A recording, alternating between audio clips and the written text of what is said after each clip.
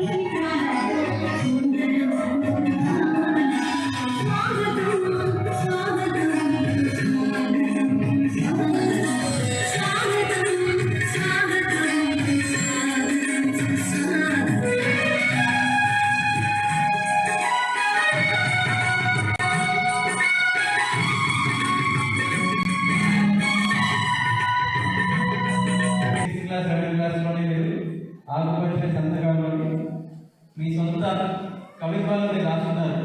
ఏదైనా కవిత్వం రాయాలి, లేకపోతే ఏదైనా మీరు ఒక ఆర్టికల్ రాయాలి అంటే దానికి సొంత ఆలోచన ఉండాలి. మీ ఓన్ థింకింగ్ అనేది ఉండాలి. ఆ తర్వాత ప్రతి దాని మీద మీకు ఒక ఒపీనియన్ అనేది, ఒక భావం అనేది ఉండాలి.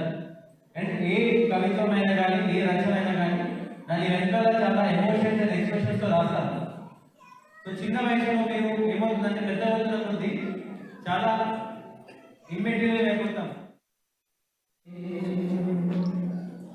శుభ